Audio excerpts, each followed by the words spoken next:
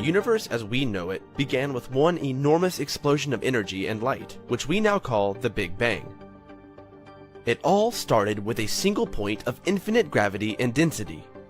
Then, in a trillionth of a trillionth of a trillionth of a second, it exploded outwards, doubling and redoubling in size at a rate faster than the speed of light, giving birth to our universe.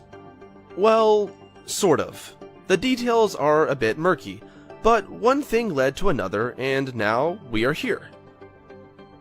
We have a pretty good idea of what happened after the Big Bang, but what happened before that? What caused the Big Bang in the first place? Was there anything that existed before time and space began? Does it even make sense to refer to a time before time itself existed? To be perfectly clear, we can't definitively answer these questions, but we can speculate wildly. According to the famous scientist Stephen Hawking, there was nothing around before the Big Bang.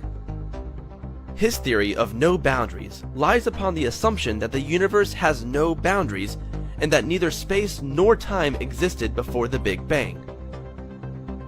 To understand the theory better, grab your universal remote and hit rewind. Our universe is constantly expanding, so if you move backwards in time, then the universe contracts. Rewind about 14 billion years and the entire universe shrinks to the size of a single atom. This tiny ball of everything is known as the singularity. Inside this extremely small, massively dense speck of heat and energy, the laws of physics and time as we know them cease to function. Put another way, time as we understand it literally did not exist before the universe started to expand. Rather, the arrow of time shrinks infinitely as the universe becomes smaller and smaller, never reaching a clear starting point. And that's it. In a nutshell, it is impossible to measure events before the Big Bang because time in the way we recognize it simply didn't exist.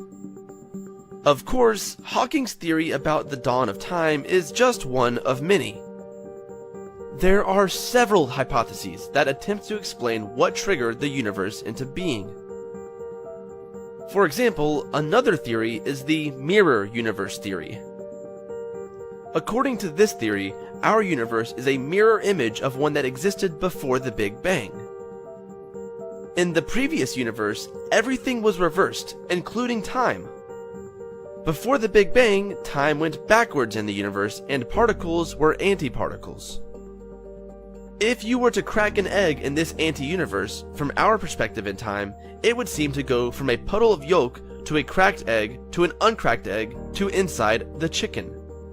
In this universe, the universe would go from exploding outward to a Big Bang singularity and then exploding into our universe.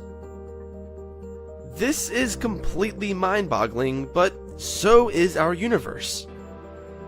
There's too much we don't know because there's too much we haven't experienced, and we tend to look at so many things from a human-centric perspective.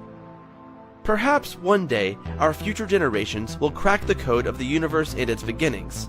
Maybe they'll even find the existence of other dimensions of life, the universe, and everything in between.